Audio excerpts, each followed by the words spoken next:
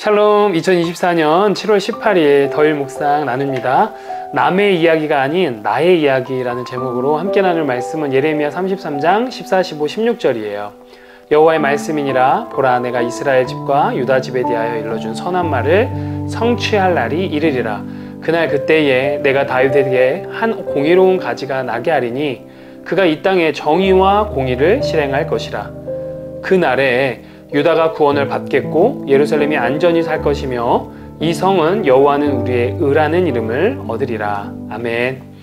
예레미야를 통하여서 회복의 약속은 계속해서 이어집니다.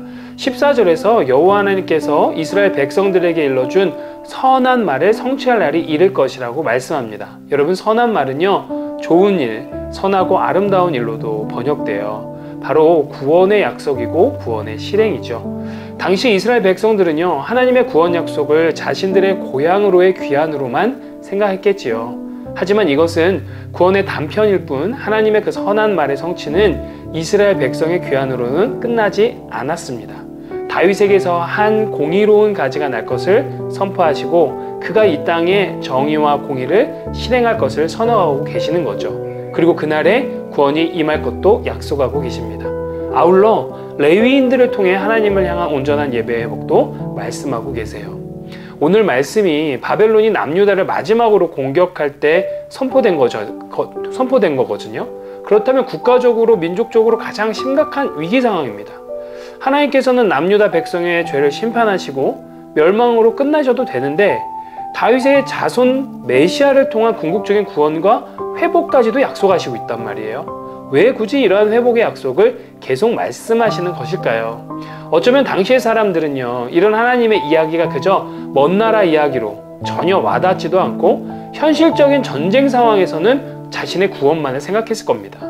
자기에게만 집중하는 거죠. 이것은 인간의 당연한 모습이기도 해요.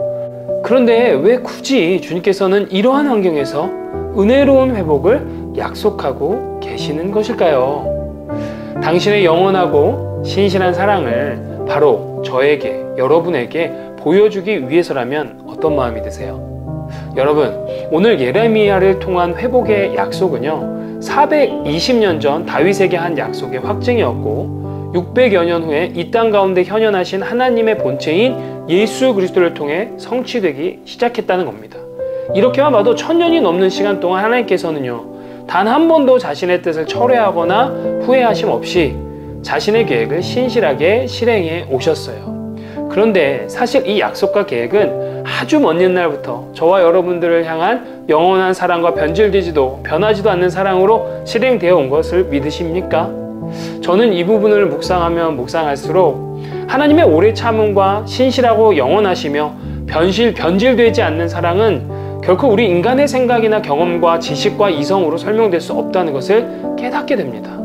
그래서 하나님의 생각은 우리의 생각과 달라서 하늘이 땅보다 높음같이 그 길은 우리의 길보다, 우리의 생각보다 높다는 이사야 55장의 말씀을 되새기게 되는 거예요. 오늘의 말씀이 수천 년 전 그저 이스라엘 백성을 향한 하나님의 음성으로 끝나는 것이 아니라 오늘 현재 지금 나에게 주시는 말씀으로 인식된다면 결국 나 하나 구원하기 위해 수천 년, 아니 내가 이 땅에 태어나기도 전부터 영원 전부터 나를 택정하시고 나를 사랑하시기로 작정하신 하나님의 그 마음이 얼마나 큰지, 얼마나 위대한지, 얼마나 나를 부유하고 풍요롭게 하는지 조금씩 더 알게 됩니다.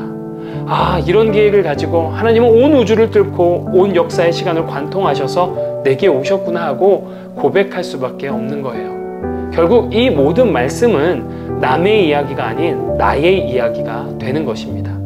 비록 유다 사람에게 오늘 예레미야 약속의 성취는 미래 사건이었고 공의로운 한 가지 역시 너무나도 먼 이야기였겠지만 복음을 받고 주 예수 그리스도를 주로 고백하는 나에게는 이 모든 일이 이미 역사적으로 성취된 일입니다. 심지어 공의로운 한 가지 예수 그리스도의 오심과 죽으심, 부활과 승천의 역사까지 말이죠. 복음의 은혜를 받고 경험하고 누린 자들은 이 모든 것을 말씀을 통하여 그리고 성령의 도우심으로 온전히 다 경험하고 믿게 되는 영광을 잊게 됨을 믿습니다. 그리고 역사를 관통하여 여전히 성실하게 일하시는 주님의 신실함과 기대를 배우게 되는 거죠. 나아가서는요, 하나님의 구원과 회복의 계획은 지금도 진행 중이며 나는 결국 그날이 오면 신랑 되신 주님과 함께 예비하신 처소에 올라가 영원히 살 것을 소망하게 되는 겁니다. 사랑하는 성도 여러분, 오늘도 이 말씀들이 그저 먼 이야기로 들려졌던 예레미야 시대의 이스라엘 백성과 같이 되시지 않길 원합니다. 나의 이야기가 되어서 하나님을 더 가까이 느끼고 경험하고 싶은 갈망을 가지시길 소망해요. 그래서 예수님과 손잡고 주님이 기대하는 뜻을 따라 그분의 자녀와 백성으로서 소망 가운데 즐겁고 행복하게 살아가는 하루를 보내는 삶의 참 예배자 되시길 오늘 아침도 주님의 이름으로 축복합니다. 우리 다음 시간에 만나요. 샬롬.